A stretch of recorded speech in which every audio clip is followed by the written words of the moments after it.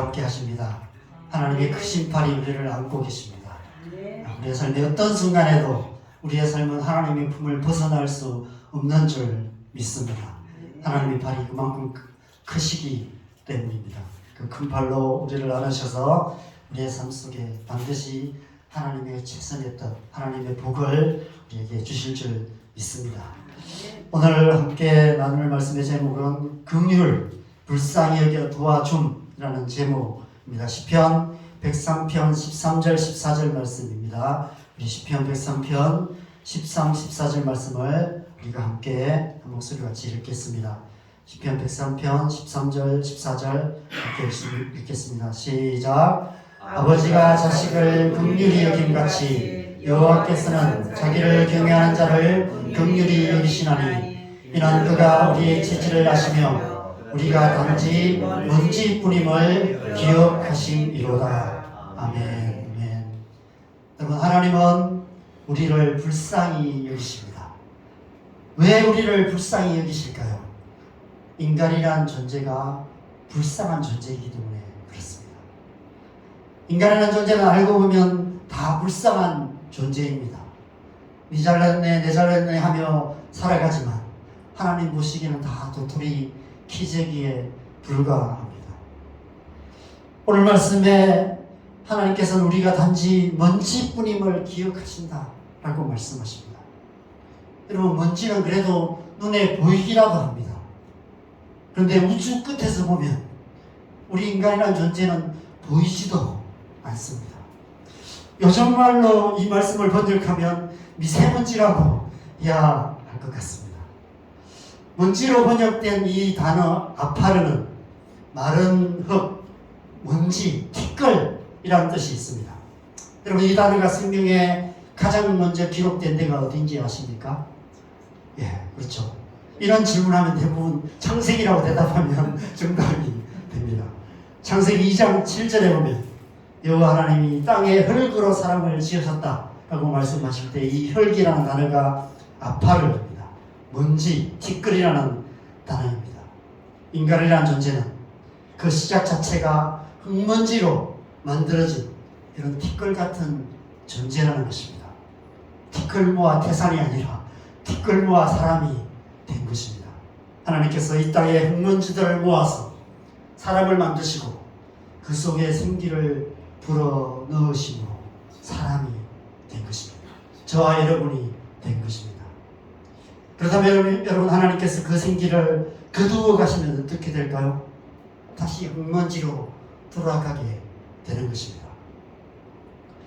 먼지가 되어라는 어떤 제목의 고 김광석의 노래가 있습니다. 가사에 이런 가사가 있습니다. 먼지가 되어 날아가야지 바람에 날려 당신 곁으로, 이런 가사가 있습니다. 여러분, 이 세상에 바람에 날리는 먼지들 가운데는 과거 이 땅을 살았던 어떤 사람의 몸이었던 먼지도 분명히 있을 것입니다. 우리의 몸도 언젠가는 그렇게 먼지가 되어서 바람에 날리게 될 것입니다. 이것이 인간 존재의 실상입니다. 그 실상을 누구보다도 하나님께서 잘 아시기 때문에 우리를 불쌍히 여기시는 것입니다. 여러분은 어떠신지 모르겠지만 저는 가끔 저 자신이 좀 참 짠하게 불쌍하게 느껴질 때가 많이 있습니다. 뚜렷이 잘하는 것도 없는데 그래도 잘해보려고 애쓰고 있고, 작은 일에도 마음 흔들리면서도 어떻게든 중심 잡아보려고 애쓰고 있고, 하루하루 근근히 버텨가고 있는 것 같은 그런 저의 연약한 모습을 생각할 때 참 불쌍하게 느껴질 때가 있습니다. 여러분, 제가 안 불쌍합니까? 별로 안 불쌍해요. 지난 한 주간 내내 어떤 말씀을 전할까 고민을 하고 기도하다가 금요일 저녁에 어느 이렇게 바닷가를 운동 삼아 거닐다가 문득 나 자신이 좀 너무 불쌍하게 느껴졌습니다. 하나님 말씀 아는 것도 별로 없는데, 또 하나님에 대한 아는 지식도 별로 없는데, 가진 것도 별로 없는데 뭔가를 나누어 주려고 애쓰는 그런 모습이 너무 불쌍하게 생각이 되었습니다. 여러분, 목회자들은 알고 보면 참 불쌍한 사람들입니다. 우리 새벽 설교를 계속 하다 보면 하나님 말씀을 새롭게 깨닫게 돼요. 그런데 그러면 그럴수록 그 하나님의 말씀과 실제 내 삶의 괴리가 더 커져갑니다. 많은 목사님들이 겪는 갈등이 그것이 아닐까 생각됩니다. 하나님의 말씀을 많이 공부하면 할수록, 묵상하면 할수록, 많이 전하면 전할수록, 설교를 잘하면 잘할수록 점점 더 내가 전하는 그 하나님의 말씀과 실제 나의 모습과 나의 삶과의 괴리감이 점점 더 커져가는 비참한 현실을 깨닫게 됩니다. 그 현실을 견디면서 그럼에도 불구하고 하나님의 말씀을 전해야 되는 고충을 여러분이 이해가 되십니까? 참 불쌍합니다. 여러분 자신은 어떻습니까? 신앙생활을 10년, 20년, 30년 해오셨는데 신앙생활 하면 할수록 뭔가 하나님 말씀대로 살아가는 자신의 모습 때문에 뿌듯해지십니까? 아니면 그렇지 못한 자신의 모습을 보면서 낙심될 때가 더 많으십니까? 여러분 자신은 내가 불쌍하다 이런 생각이 드신 적이 없으신가요? 나는 한 번도 살아오면서 내가 불쌍하게 하다고 생각해 본 적이 한 번도 없다 라는 분 한번 손 한번 들어주시고 네. 감사합니다. 아무도 손 안 들어주셔서 혹시 다 손을 드시고 저만 불쌍한 놈 되는 게 아닐까 이런 생각 걱정이 됐는데 저도 여러분도 다 불쌍한 사람들입니다.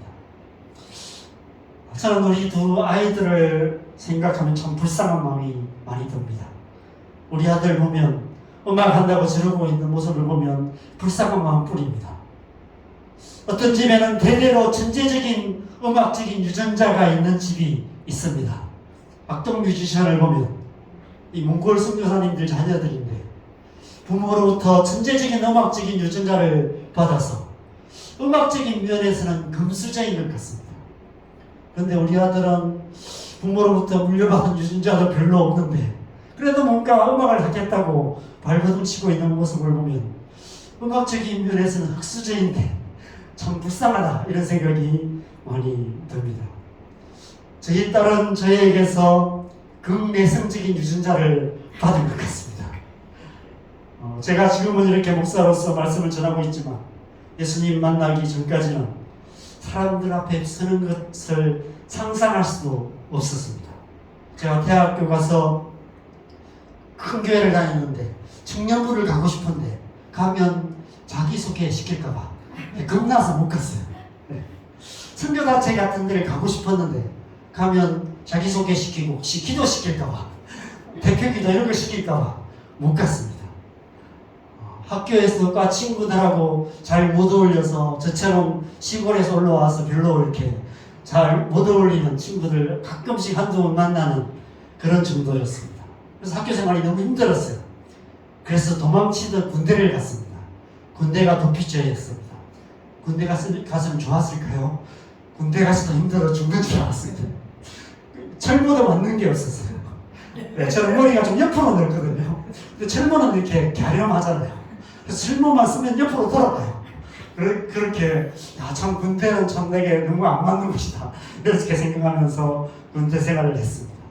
군대 마치고 제대 와서 주님을 만난 후에 제 삶이 변화가 되었습니다. 그래서 제 발로 작은 교회에 찾아갔고 제 발로 선교단체에 찾아가서 모임에 참석하기 시작했습니다. 그래서 얼마 후 청년부 회장도 하고 그 선교단체 학교 대표 리더도 했습니다. 그래서 기독교연합회 개강 예배 때 기독교 동아리 학생들 전체들이 모이고 교수님들, 기독교 교수님들도 모인 그 자리에서 제가 사회를 봤습니다. 앞에서 스키 드라마도 우리 몇 사람과 하고 사회도 보고 그렇게 했습니다. 어떻게 그렇게 할 수 있는지 잘 모르겠어요. 하나님의 은혜였던 것 같습니다. 그 은혜가 지금 저를 이 자리에 세우신 줄 믿습니다. 그 은혜가 저희 딸에게도 임할 줄 믿습니다. 바닷가를 걷고 있는데 근처 아파트에서 아이들이 떠드는 소리가 이렇게 들렸습니다. 참 이렇게 잘 지어진 아파트에 사람들이 참 이렇게 좋은 아파트에 사는구나 이런 생각을 했습니다. 근데 겉으로 보기에는 번듯한 아파트에서 다들 잘 살고 있는 것처럼 보이지만 사실 그 속을 들여다보면 그렇지가 못합니다. 문제 없는 가정이 없죠. 건강 문제도 있고요. 직장 문제, 돈 문제, 부부관계 문제, 아이들 자녀 교육 문제, 이런 온갖 문제들로 힘겨워하며 살아가고 있습니다. 이 세상을 붙들러 보면 더한 일들이 많이 있습니다. 연일 뉴스에 이슈가 되고 있는 사건들을 보면 화가 나기도 하지만 곰곰이 생각해보면 다 불쌍하다 이런 생각이 참 많이 듭니다. 연일 교사들이 극단적인 선택을 하는 사건들이 생기고 가해자 부모와 학생들의 신상이 알려져서 그들이 또 다른 피해자가 되고 있는 모습을 보면 다들 불쌍한 것 같습니다. 물론 책임을 묻는다면 가해 학부모의 책임이 가장 크지만 저는 국가도 책임이 있다라는 생각이 듭니다. 국가의 법이 균형을 잃어버렸기 때문에 일이 이 지경이 된 것이죠. 학생 인권 조례 반대 운동도 많이 했지만 들은 척도 하지 않았습니다. 학생들의 인권의 보호도 중요하지만 동시에 교사들의 인권도 똑같은 비중으로 강조되어야 하는데 한쪽으로 치우치는 바람에 이런 비극적인 상황이 생긴 것입니다. 국가의 법이 균형을 유지하고 있었다면 가해 학부모들도 그렇게까지는 못했을 거고 이런 비극적인 결과도 생기지 않았을 것입니다. 그래서 우리는 다 불쌍히 여겨야 하는 것 같습니다. 죄는 미워하되 사람은 미워하지 않는 것이 하나님의 백성의 합당한 태도입니다. 사람들을 다 불쌍히 여겨야 하는 것이죠. 동성애 문제나 이 사회에 일어난 비극적인 사건들에 대한 우리의 합당한 태도는 불쌍히 여기는 것입니다. 저는 성경에서 이해가 안 되는 이야기 중 하나가 가인과 아벨 이야기입니다. 특별히 가인이 동생 아벨을 쳐 죽였는데 하나님께서 가인을 살려두셨어요. 아벨을 죽인 죄를 물어서 깔끔하게 가인을 죽이고 셋으로부터 시작되는 새로운 세상을 여셨다면 이 세상은 좀 더 나은 세상이 되지 않았을까? 저는 이런 생각이 들었습니다. 여러분, 가인의 후예들이 얼마나 세상을 어지럽게 만들었습니까? 왜 하나님께서는 가인을 죽이지 않으셨을까요? 그들이 세상을 어지럽게 만들 거라는 사실을 하나님께서 모르셨을까요? 불쌍히 여기셨기 때문입니다. 불쌍히 여기는 마음 때문에 차마 가인을 죽이실 수 없으셨던 것입니다. 여러분, 우리 자녀들을 생각해 보십시오. 여러분, 자녀들 중에 누군가가 형제들이 싸워서 형이 동생을 아니면 동생이 형을 그렇게 심하게 해서 심지어 죽이는 일이 생겼다. 그렇다고 여러분 동생을 죽이겠습니까? 그 다른 아들 하나를 죽이겠습니까? 그렇게 할 수 없죠. 그게 부모의 마음입니다. 하나님의 마음이 그러하십니다. 불쌍히 여기는 마음은 사실 우리의 삶에 이 세상에 많은 후유증을 남깁니다. 죄를 지은 사람들을 가차없이 처단해버리면 이 세상의 질서는 좀 더 유지될 것이고 이 세상의 많은 문제들은 해결될 거예요. 그럼에도 불구하고 우리가 그럴 수 없는 것은 우리 안에 불쌍히 여기시는 하나님의 마음이 남아있기 때문에 그렇습니다. 불쌍히 여기시는 하나님께서 이 세상을 다스리고 계시기 때문에 그렇습니다. 여러분, 열방을 보면 어떻습니까? 이 세상에 수많은 아이들이 굶주림에 죽어가고 있습니다. 한참 부모의 사랑을 받고 학교에서 공부해야 될 어린아이들이 어른들도 하기 힘든 노동에 시달리며 하루 종일 일해서 1,000원, 2,000원 받으면서 그렇게 하루 종일 일하고 있는 아이들이 너무 많이 있습니다. 북한의 주민들이 힘겹게 살아가는 모습을 생각하면 불쌍한 마음이 절로 듭니다. 여러분, 숨은 그림 찾기를 한번 해볼까요? 여러분, 새끼 고양이가 보이십니까? 몇 마리가 보이시나요? 제가 그저께 운동하다가 찍은 사진인데 원래 5마리가 있었는데 사진 찍는 사이에 한 마리가 다리 밑으로 도망쳐서 4마리가 이렇게 있습니다. 풀숲에 한 마리가 있고 저희 다리 밑에 3마리가 옹기종기 모여 있습니다. 새끼 고양이들인 것 같아요. 아마 한 배에서 난 안정제들인 것 같습니다. 이런 생각이 갑자기 들었습니다. 저것들이 끝까지 살아남을 수 있을까? 참 불쌍한 마음이 들었습니다. 여러분, 이 세상의 모든 생명체들도 어찌 보면 참 불쌍한 존재들입니다. 동물의 왕국을 보면 치열한 생존 경제 속에서 살아남기 위해서 발붙이며 살아가는 모습들을 보면 참 불쌍합니다.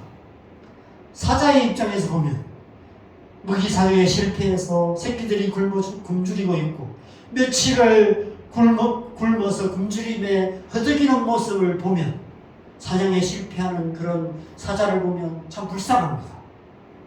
근데 반대로 사자에게 쫓기는 새끼 사슴의 입장에서 생각해보면 사자의 먹이가 되는 그런 신세에 처한 그런 새끼 사슴을 보면 또 새끼 사슴이 불쌍합니다. 사자도 불쌍하고 새끼 사슴도 불쌍합니다. 다 불쌍해요. 그래서 하나님께서 이 세상 모든 만물을 불쌍히 여기시는 것 같습니다. 그런데 하나님은 단지 불쌍히 여기기만 하시는 분이 아니십니다. 왜냐하면 단지 불쌍히 여기기만 하는 것으로는 아무것도 일어나지 않기 때문에 아무런 변화도 일어나지 않습니다. 그럼 단지 불쌍하다라고 말만 한다고 문제가 해결될까요? 뭐가 달라질까요? 그래서 하나님은 우리를 긍휼히 여기시는 분이십니다. 불쌍히 여김과 긍휼은 다릅니다. 오늘 말씀의 제목은 긍휼이라는 단어의 국어사전적인 정의입니다.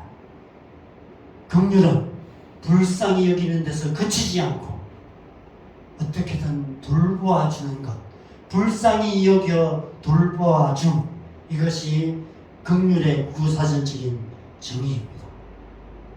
불쌍히 여겨서 돌보아주는 구체적인 행동을 취하는 것, 그것이 긍휼입니다. 지난주에 나눈 선한 사마리아인의 비유에서도 강도 만난 자의 옆을 지나쳤던 제사장과 레위인들이 있었습니다. 그들도 그 사람을 보면서 이런 마음은 들었을 거예요. 참 불쌍하다. 저 사람 강도를 만나나 보다. 다 죽어가고 있네. 저렇게 하면 죽을 텐데 참 불쌍하다. 이렇게 생각을 했을 것입니다. 그런데 그냥 지나쳐 버렸어요. 사람이라면 그런 사람들을 보면 불쌍한 마음이 드는 것이 당연합니다. 그런데 정말 안타까운 것은 오늘날 이 세상은 그 마음조차도 없는 사람들이 너무 많다는 것입니다. 사람다움을 잃어버린, 인간성을 완전히 상실한 그런 사람들이 너무 많이 있습니다. 잔혹한 짓을 행하고도 양심의 가책도 못 느끼고 불쌍한 사람을 봐도 무감각한 사람들이 너무 많이 있습니다. 최소한 불쌍히 여기는 마음만이라도 잃지 말아야 하는데 점점 더 그렇지 못한 세상이 되어가고 있는 것 같습니다. 그렇지만 불쌍히 여기는 마음만으로는 이 세상이 변화될 수 없습니다. 하나님의 긍휼이 필요합니다. 하나님의 긍휼에는 불쌍히 여기는 마음을 넘어서는 2가지 요소가 있습니다. 첫 번째는 어떻게든 돌보아 주려는 마음이 있어야 하는 것이죠. 참 불쌍한 애라고 혼잣말하면서 그냥 지나치는 것이 아니라 어떻게 도와줘야 될까? 저 사람을 어떻게 도와줘야 될까? 그 도와주고 싶은 마음이 생겨야 하는 것입니다. 작은 돈으로라도 주려는 마음이 있어야 하는 것이죠. 그래서 구체적인 행동을 하는 것입니다. 그것이 도움이 되든 안 되든 내가 할 수 있는 작은 도움이라도 주는 행위, 그런 행위로 나아가야 하는 것이죠. 저는 고양이가 불쌍했습니다. 근데 긍휼하지는 않았어요. 왜냐하면 고양이를 보면서 불쌍히 여기는 것에서 그치지 않고 참치캔이라도 하나 따서 그 앞에 놓아주는 캣맘들의 마음, 그것이 긍휼에 가까운 것입니다. 선한 사마리아인이 그러했습니다. 강도 만나 죽어가는 자를 그냥 지나칠 수가 없었어요. 그도 바빴는데 제사장들은 제사장으로서 제사장의 임무가 급했기 때문에 갈 수밖에 없었고, 레위인은 레위인으로서 또 그런 일을 해야 되고, 그 제사를 드리기 전에 그 부정한 자를 만져서는 안 된다는 어떤 율법적인 조항 때문에 어쩔 수 없이 지나쳐 갔습니다. 그런데 사마리아인은 자기가 갈 길이 바쁨에도 불구하고 그냥 지나칠 수가 없었어요. 그래서 긍휼을 베푼 것입니다. 그 마음, 어떻게든 조금이라도 도와주고 싶은 마음 때문에 그 도와주고 할 수 있는 것을 하고 자기 갈 길을 갔습니다. 긍휼을 베푼 것이죠. 그런데 하나님의 긍휼은 거기서 그치지 않아요. 한 가지 더 큰 요소가 있습니다. 여러분, 사실 우리가 이 세상 불쌍한 사람들을 보면 도와주고 싶은 마음이 듭니다. 그런데 문제는 어떻게 도와줘야 될지 잘 모를 때가 많이 있어요. 언제까지 돌봐줘야 될지 모를 때가 있습니다. 내가 좀 도와주면 문제가 해결되면 도와줄 텐데, 마치 밑반진동에 물붓기처럼 내가 도와준다고 해서 저 사람의 삶이 조금이라도 나아질까? 여전히 그런 문제 속에 살아가고 있는 그런 사람들을 보면 내가 할 수 있는 게 없다는 생각이 들어요. 그래도 어떻게든 도와주려는 마음으로 큰 도움은 안 되더라도 작은 도움이라도 주려고 애쓰는 것, 그것이 이 땅 가운데 우리가 할 수 있는 최대한 하나님의 긍휼에 가까운 태도가 아닐까, 이런 생각은 듭니다. 그런데 여러분, 하나님의 긍휼은 거기서 그치지 않아요.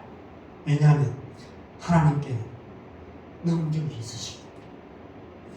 하나님은 끝까지 도움을 줄 수 있는 능력이 있습니다.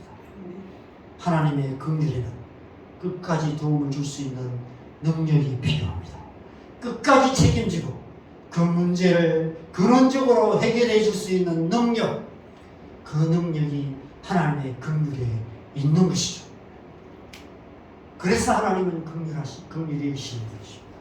하나님의 긍휼은 불쌍히 여기고 기꺼이 도와주려는 마음, 억지로가 아니라 기꺼이 도와주려는 마음뿐 아니라 충분히 끝까지 책임지고 도와주실 수 있는 능력이 있으십니다. 길고양이의 예를 든다면 하나님의 긍휼은 참 치킨 하나 따주는 정도가 아니라 아예 그 5마리를 다 데리고 와서 집에서 키우며 끝까지 돌봐주는 것, 그것이 하나님의 긍휼입니다. 하나님께서 우리를 긍휼히 여기신다는 것은 바로 그렇게까지 하신다는 것이죠. 길고양이 같은 우리, 길바닥에 버려져 있는 우리, 고아 같은 우리를 하나님께서 데리고 오셔서 자녀를 삼으시고 하나님의 품에 안으시고 끝까지 돌보아 주시면서 영원히 우리를 책임져 주신다는 것입니다. 로마서 8장 15절이 바로 그것을 말씀하고 있습니다. 같이 읽겠습니다. 시작.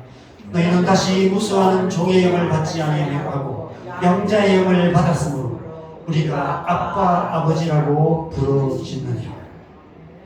여기서 양자라는 단어, 헬라어 히오데시아는 입적하여, 양자로 입적하여 호적에 올린다, 이런 뜻이 있습니다. 내 자식이 아닌데, 종이었는데 너무 사랑해서, 아껴서, 귀하게 여기서 내 자식으로 삼아서 끝까지 내 자식을 내 자녀로 삼아서 나중에 유산까지도 똑같이 물려주는 것, 그것을 이 히오데시아, 양자라는 뜻입니다. 하나님께서 우리를 양자로 입양하셔서 하나님의 호적에, 하나님의 생명책에 기록하셨다라고 말씀하고 있는 것입니다. 그래서 우리가 하나님의 자녀가 되었고 하나님을 아빠, 아버지라 부르게 하셨다는 것입니다. 하나님께서 왜 이렇게까지 하셨을까요? 하나님의 긍휼 때문입니다. 우리를 긍휼히 여기셨기 때문입니다.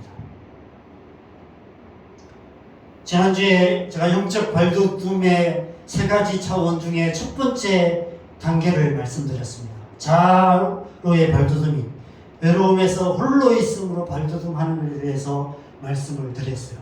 그래서 사실 이번 주에는 두 번째 발돋움이 타인을 향한 발돋움, 적개심에서 따뜻하게 맞음으로 발돋움에 대해서 나눠야 되겠다 이런 생각을 했는데 뭔가 좀 부족하다 이런 마음이 계속 들었어요. 그래서 제가 오늘 말씀을 나누게 되었습니다. 두 번째, 세 번째는 앞으로 제가 좀 더 지나서 다음 주에 할 수도 있고요. 한 달 후에 할 수도 있고 두 번째, 세 번째도 제가 계속해서 좀 더 준비되면 나누겠습니다. 여러분, 지난주에 인간이라는 존재는 외로운 존재인데 외로움에서 홀로 있음으로 성숙해 가야 되는 발돋움에 가는 것이 우리의 신앙이라고 말씀드렸습니다. 그런데 여러분, 인간이라는 존재는 결코 혼자 있을 수 없는 존재입니다. 그래서 이 책에서 말하는 이 홀로 있음이라는 것은 하나님과 함께 있는 것, 사람들을 의지하지 않고 세상의 어떤 것을 의지하지 않고 세상의 즐거움으로 나의 외로움을 달래려고 애쓰지 않고 사람들을 만나서 수다 떠는 데서 나의 시간을 때우려 애쓰지 않고 아무것도 없고 아무 할 일도 없고 혼자 있는 그 시간에도 하나님과 함께 있음으로 말미암아 충분한 시간, 하나님으로 말미암아 만족한 시간을 보낼 수 있는 그런 사람이 되는 것, 하나님과 함께 있으라는 것을 말씀을 드렸습니다. 언제나 하나님과 함께 있기 때문에 어떤 상황에서도 광야 한복판에서도 외롭지 않고 다윗이 그 광야에서 골수와 기름진 것을 먹은 같이 내 영혼이 만족합니다라고 고백했던 그 영혼의 만족을 누리는 상태, 그것을 외로움에서 홀로 있음으로 발돋움하는 것이다라고 말씀을 드렸습니다. 하나님과 함께 있음을 의미하죠. 그런데 여러분, 우리가 하나님과 함께 있는 것이 어떻게 가능할까요? 하나님과 함께 있으려고 내가 애쓰면 가능할까요? 우리가 노력하면 하나님과 함께 있을 수 있게 될까요?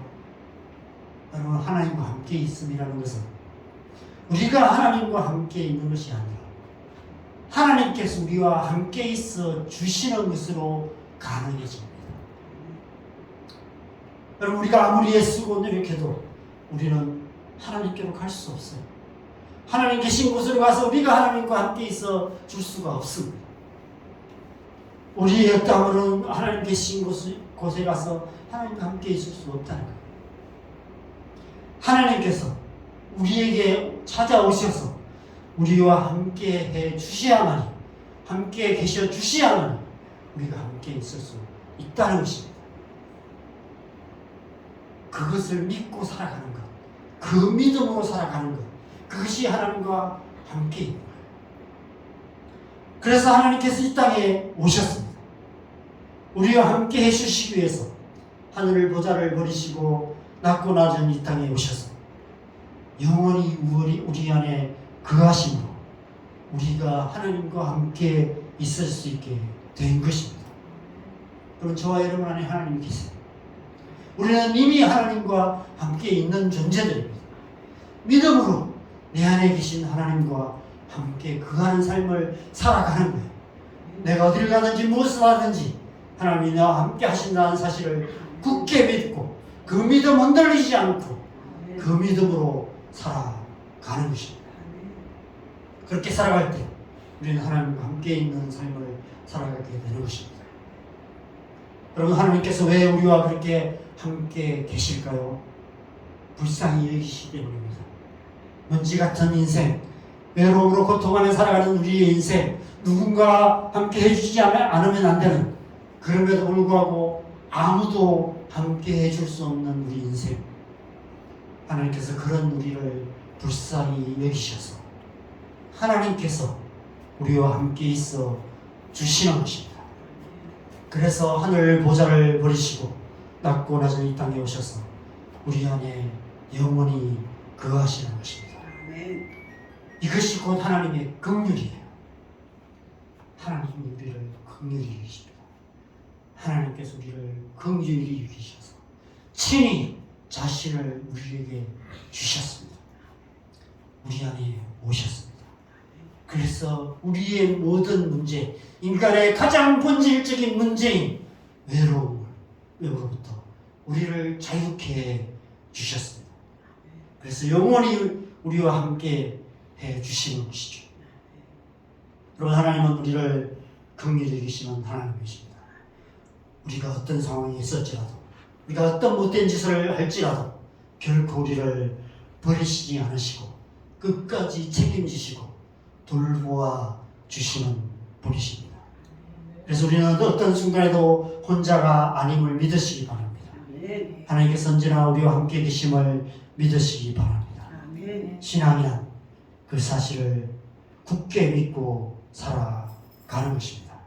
하나님께서 우리를 불쌍히 여기셔서 우리와 항상 함께 하신다는 사실을 믿는 것, 결코 우리를 버리시지 않으신다는 사실을 믿는 것, 때로는 우리의 삶이 어렵고 힘들지라도 하나님께서 우리를 붙들고 계셔서 반드시 이 상황을 뛰어넘어서 하나님의 뜻을 이루어 가실 것을 굳게 믿고 살아가는 것, 그것이 신앙생활인 줄 믿습니다. 이 일은 우리의 노력이 필요 없는 일입니다. 예수님께서 이미 이루신 일이에요. 하나님과 함께 있는 것, 그것은 우리의 노력이 아니라 믿음으로 가능한 것입니다. 하나님께서 우리와 함께 하심을 믿고 살아가는 것이죠.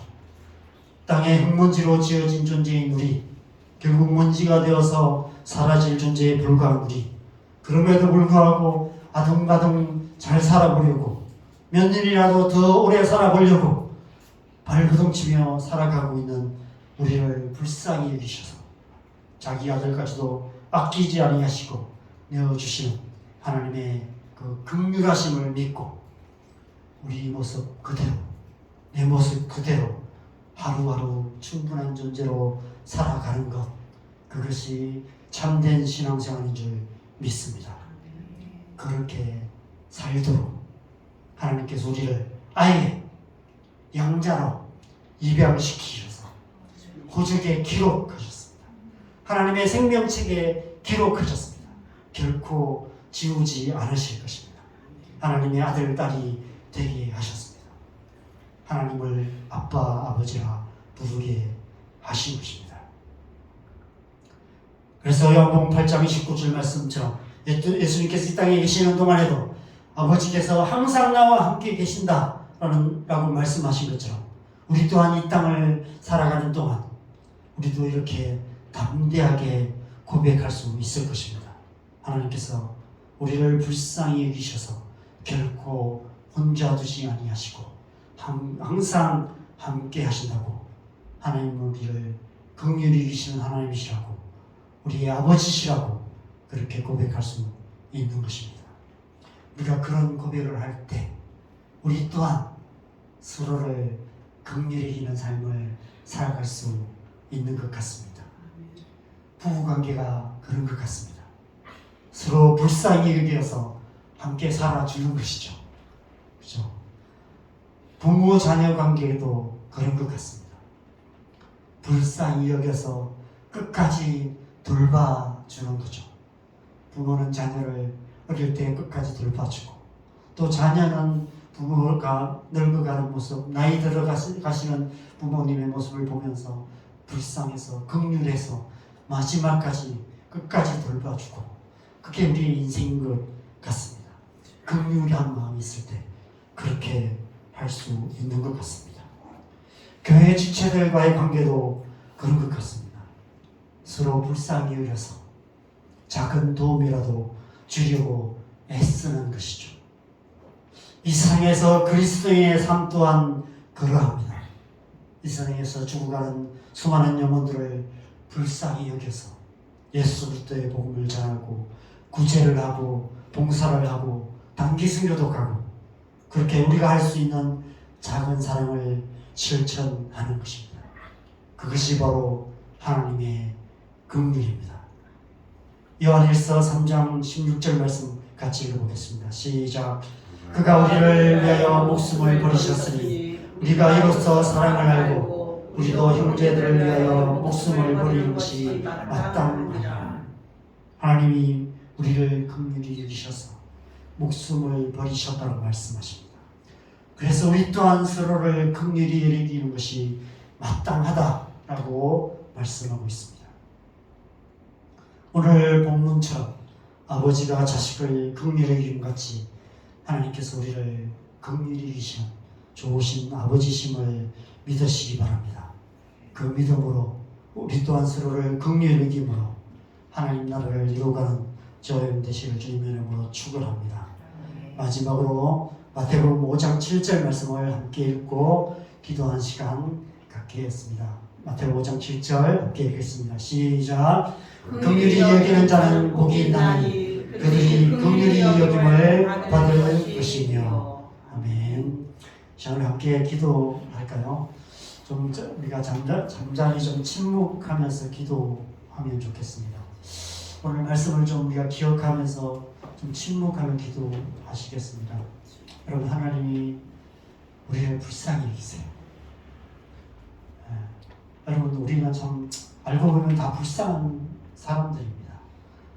살면 살수록 참 불쌍한 존재들이구나 하는 것을 깨닫게 됩니다. 스스로 자기 자신이 불쌍해질 때, 내가 참 불쌍한 존재인 것을 알게 될 때 하나님의 긍휼을 구하게 돼요. 그래서 하나님의 긍휼을 구할 수밖에 없습니다. 저는 목사로 살아가지만 참 가면 갈수록 제가 참 불쌍하다고 생각이 들어요. 그래서 하나님의 긍휼을 더 구하게 되는 것 같습니다.